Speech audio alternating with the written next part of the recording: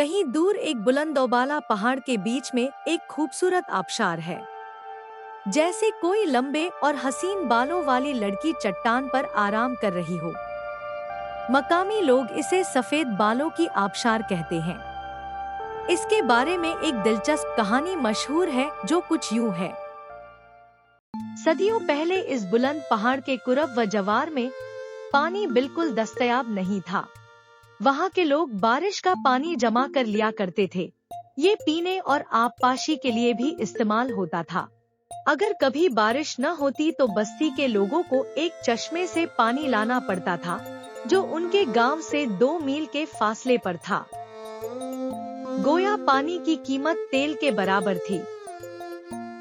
उस छोटे से गांव में एक लड़की रहती थी जिसके स्याह बाल इतने लंबे थे कि एड़ियों तक जा पहुंचते थे।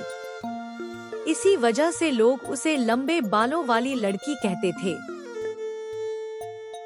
वो अपनी बीमार माँ के साथ, जो बिस्तर से उठने के काबिल नहीं थी, रहती थी और बकरियां पालकर गुजारा करती थी। हर रोज वो सुबह सवेरे 2 मील की लंबी मसाफत तय करके पानी लाती और पहाड़ पर जाकर मवेशियों के लिए चारा ले आती।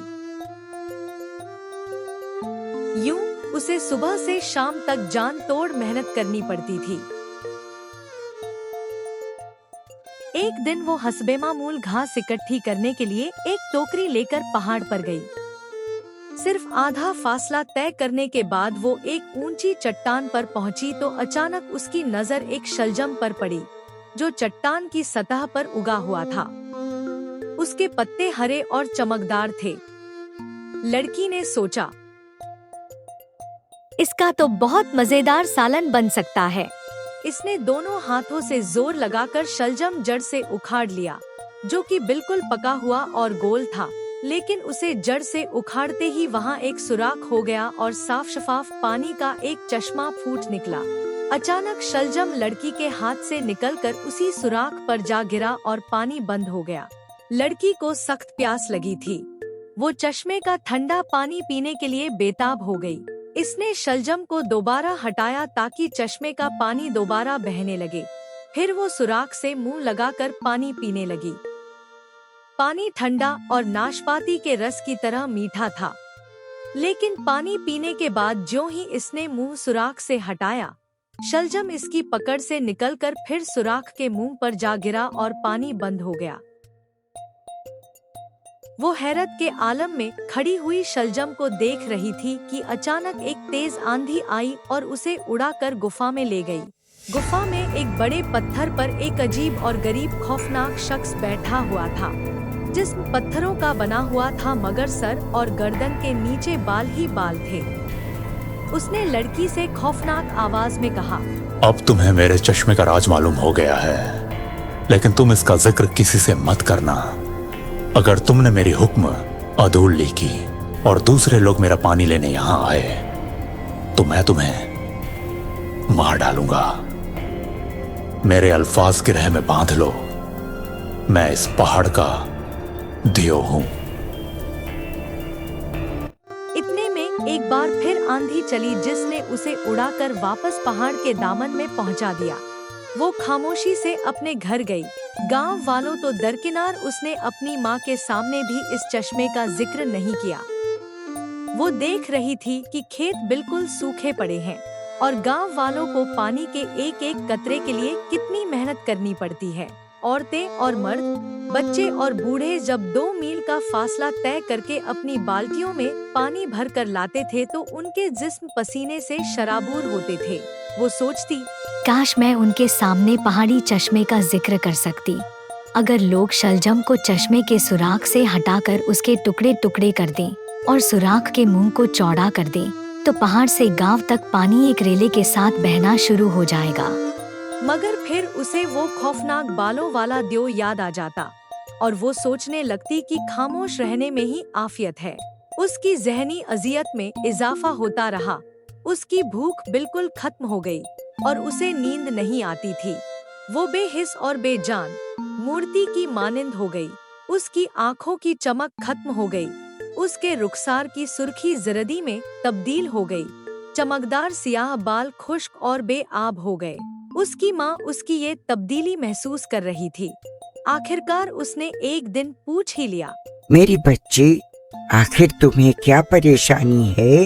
लेकिन लड़की सिर्फ होंठ भेंच कर रह गई। उसने मुंह से कुछ नहीं कहा।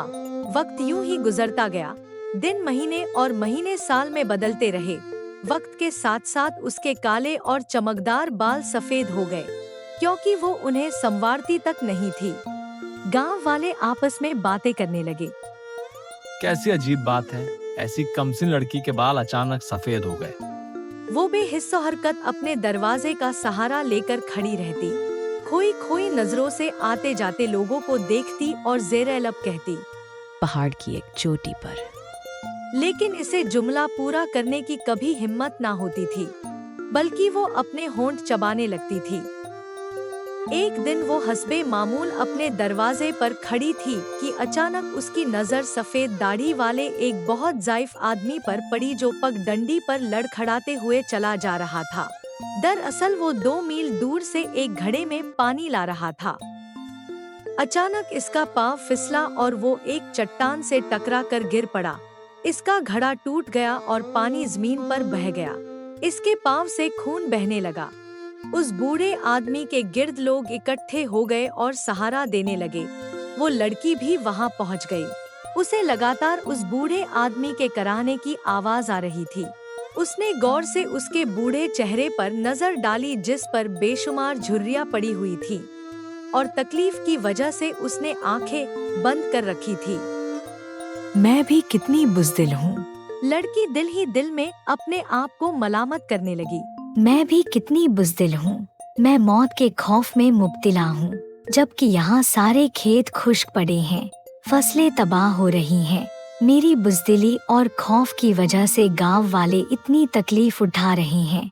मेरे खौफ की वजह से बूढ़े आदमी की टांगे जख्मी हुई। बुज़दिल, बुज़दिल। उसकी कुव्वते बर्दाश्त जवाब दे गई और उसने उन लोगों से कहा, इस बुलंद पहाड़ पर एक चश्मा है। अगर तुम शलजम को उखाड़कर उसके टुकड़े टुकड़े कर डालो और छैनी से उस सुराख को चौड़ा कर दो तो पानी पहाड़ से बहता हुआ गांव तक पहुंच जाएगा। ये सच है, मैंने अपनी आंखों से खुद देखा है।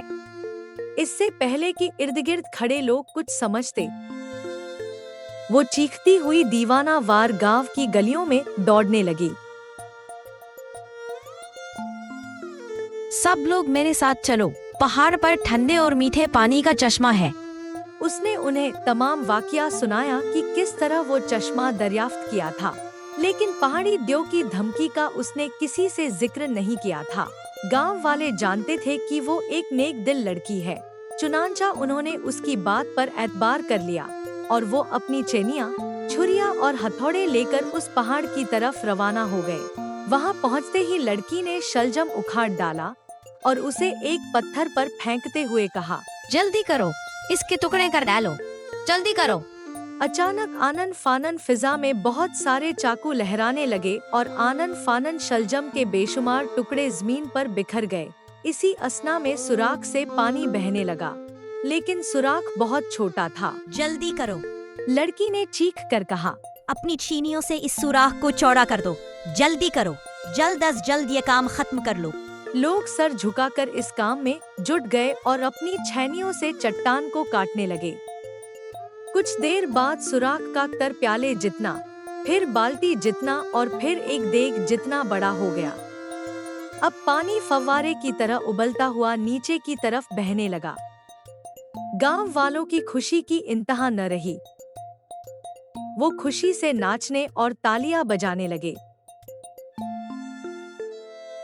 ठीक उसी लम्हे एक तेज आंधी चली और लड़की को उड़ा कर ले गई। लेकिन गांव वाले चश्मे की खुशी में ऐसे दीवाने हो रहे थे कि लड़की के गायब होने पर किसी ने तवज्जो नहीं दी। थोड़ी देर बाद एक शख्स ने पूछा, लंबे बालों वाली लड़की कहाँ गई? शायद वो हमसे पहले ही घर चली गई ताकि अपनी बीमार माँ को ये खुशखबरी दे सके। दूसरे आदमी ने क्या साराई करते हुए कहा। सब लोग खुशी से झूमते हुए चट्टान से नीचे उतरे और अपने घरों को चले गए। दरअसल लड़की को पहाड़ के देव ने उठा लिया था जब वो उसके सामने पहुंची तो वो गुस्से में कहने लगा, मैंने तुम्हें मना किया था कि किसी को ना बताना, लेकिन तुमने सबको बता दिया। उन्होंने शलजम के टुकड़े टुकड़े कर दिए और चश्मे का सुराख बड़ा करके मेरा पानी ले लिया। अब मैं तुम्हें जिंदा नहीं छोड़ूंगा। सफेद बालों वाली लड़की, जिसके सफेद बाल शानों पर बिखरे हुए थे, बड़ी बहादुरी से खड़ी थी। उसने पुरसुकून अंदाज में जवाब दिया, मैं इन लोगों के लिए खुशी खुशी अपनी जान कुर्बान कर दूंगी। मैं तुम्हें आसानी से मरने नहीं दूंगा। मैं तुम्हें चट्टान पर लिटा दूंगा। अबशार का पानी पहाड़ की बुलंदी से तुम्हारे जिस्म पर हमेशा गिरता रहेगा। यही तुम्हारी सजा है, एक तवील और दर्दनाक सजा। मैं इन लोगों की खातिर खुशी खुशी पानी के नीचे ले जाऊंगी। लड़की ने पुरस्कून अंदाज में जवाब दिया, लेकिन अज़राए करम, तुम मुझे थोड़ी सी मोहलत दे दो ताकि मैं घर जाकर अपनी बीमार माँ और बकरियों की देखभाल का कोई इंतजाम कर सकूं। ड्यू ने कुछ सोचते हुए कहा, ठीक है, तुम जा सकती हो, लेकिन अगर तुम वापस ना आई तो मैं चश्मे का मुंह फिर से बंद कर दूंगा और तमाम गांव वालों को कत्ल कर दूंगा। जब तुम वापस आओ तो खुद ही जाकर चट्टान पर लेट जाना, मुझे जहमत मत देना। लड़की ने अज़बात में सर हिला दिया। फिर हवा के एक तेज झक्कर ने उसे पहाड़ के दामन में फेंक दिया। जब उसने पानी बहता हुआ देखा तो उसका दिल खुशी से नाचने लगा। वो तेजी से दौड़ती हुई अपने घर पहुंच गई।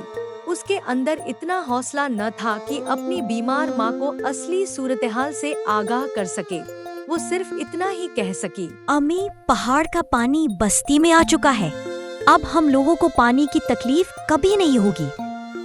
फिर उसने हिचकिचाते हुए कहा, मेरी सहेलियों ने जो पड़ोस के गांव में रहती हैं, मुझे चंद दिनों के लिए अपने साथ रहने के लिए बुलाया है। मैं जल्द ही वापस आ जाऊंगी। मैंने पड़ोस वाली खाला से कह दिया है, वो आपकी और बकरियों की देखभाल कर लेंगी। बहुत अच्छा। माँ ने मुस्कुराते हुए कहा। फिर वो पड़ोस वाली खाला के पास गई और उन्हें तमाम जिम्मेदारियां सौंप कर दोबारा माँ के पास आई। अम्मी, मैं शायद वहाँ 15 दिन तक रहूंगी। आप? तुम फिक्र मत करो, माँ ने जल्दी से कहा, जाओ अपनी सहेलियों के साथ अच्छा वक्त गुजारो, मेरी फिक्र ना करना। पड़ोसन बहुत रहम दिल और नेक दिल खातून है, वो मेरा पूरा ख्याल रखेंगी। बेटी ने बूढ़ी माँ के हाथों और चेहरे को थपथपाया और चुपके से अपने आंसू पोंछते हुए मवेशियों के बाड़े में गई। जब वो अपनी बकरियों को थपकियां दे रही थी तो एक बार फिर उसका चेहरा आंसुओं से भीग गया। दरवाजे पर पहुंचकर उसने माँ से फिर कहा, अम्मी, मैं जा रही हूँ। उसकी माँ को क्या मालूम था कि उसकी चहेती बेटी हमेशा के लिए जा रही है। इससे पहले कि उसकी माँ कुछ कहती, वो तेजी से पहाड़ की जानिब रवाना हो गई। दौड़ते हुए उसके लंबे बाल शानों पर दोनों तरफ लहरा रहे थे। रास्ते में पीपल का एक घना दरख्त खड़ा था। उस दरख्त के नीचे पहुंचकर लड़की ने उसके तने पर हाथ फेरते हुए कहा, ए दरख्त, आज के बाद मैं कभी भी तुम्हारी साया से ठंडक हासिल करने नहीं आ सकूंगी। अचानक एक बूढ़ा आदमी दरख्त के पीछे से नमूदार हुआ। उसका हरा लिबास अजीबोगरीब था, बिल्कुल किसी झाड़ी जैसा, लेकिन दिखने में नरम और मुलायम, और उसकी दाढ़ी सफेद थी। उसने लड़की से पूछा, ए लंबे बालों वाली लड़की, तुम कहाँ जा रही हो? लड़की ने सरदाह भरी और सर झुका लिया। मुझे तुम्हारे मसाइब तहरीम है। बूढ़े आदमी ने कहा, तुम एक रहमदिल लड़की हो, इसलिए मैं तुम्हारी मदद करना चाहता हूँ। मैंने पत्थर की एक मूर्ति बनाई है जो तुम्हारी हमशक्ल है। दरख्त के पीछे जाकर इस पर एक नजर डाल लो। लड़की ने दरख्त के पीछे जाकर इस मूर्ति को देखा जो सरतापा इससे मुशाबिहत रखती थी, अलबत्ता इसके बाल ज्यादा लंबे न थे। लंबे बालों वाली लड़की इस मूर्ति को देखकर शशदर रह गई। बूढ़े ने कहा। पहाड़ा का दियो यही तो चाहता है ना कि तुम पानी के नीचे चट्टान पर लेट जाओ। तुम इस अजियतनाक और तवील आजमाइश से बच न सकोगी। इसलिए मैं इस पत्थर की मूर्ति को इस चट्टान पर लिटा दूंगा, लेकिन तुम्हारी तरह इस मूर्ति के बाल लंबे नहीं, इसलिए तुम्हें थोड़ी सी तकलीफें बर्दाश्त करनी पड़ेगी। मैं तुम्हारे सफेद बाल उखाड़ कर मूर्ति के सर पर लगा देता हूँ ताकि पहाड़ी देव को शक न हो। कबल इसके कि लड़की कुछ कहती, बूढ़े ने उसका सर झुकाकर उसके सारे बाल उखाड़ लिए और मूर्ति पर लगा दिए। हैरान कुन बात ये हुई कि बालों ने फौरन मूर्ति के सर में जड़ पकड़ ली। अब लंबे बालों वाली लड़की के बाल गायब हो चुके थे। बूढ़ा मुस्कुराया और लड़की से कहा, अब तुम अपने घर जा सकती हो। अब खेतों के लिए पानी की कमी नहीं होगी। तुम लोग मेहनत करो तो पूरा गांव खुशहाल हो जाएगा। ये कहते हुए उसने पत्थर की मूर्ति अपने कंधे पर रखी और जल्दी जल्दी पहाड़ की तरफ कदम बढ़ाने लगा। उसने मूर्ति को चट्टान पर इस तरह लिटा दिया कि पानी का तेज धार उसके लंबे सफेद बालों पर गिरता हुआ पहाड़ी चट्टान से नीचे की तरफ बहता रहा। लड़की पीपल के दरख्त के नीचे खड़ी हैरानी से ये मंजर देख रही थी कि अचानक उसके सर में खुजली शुरू होने लगी। उसने सर खुजाने के लिए हाथ बढ़ाया तो चौंक पड़ी। उसके सर के बाल फिर से उग रहे थे। वो आहिस्ता आहिस्ता इतने लंबे हो गए कि जमीन को छूने लगे। उसने बालों को हाथ में लेकर देखा, वो बिल्कुल सियाह थे। अब तो वो खुशी से नाचने लगी। उसने दरख्त के नीचे काफी देर तक इंतजार किया, लेकिन वो बूढ़ा शख्स वापस नहीं आया। और फिर अचानक दरख्त की पत्तियां और शाखें तेज हवा में झूमने लगी और उसकी सरसराहट में लड़की को वाज़ेह तौर पर ये अल्फाज सुनाई दिए, लंबे बालों वाली लड़की, हमने पहाड़ी देव को खूब बेवकूफ बनाया। अब तुम घर जा सकती हो। लड़की ने खुशी से सरशार होकर पहाड़ से गिरते हुए चश्मे की तरफ देखा।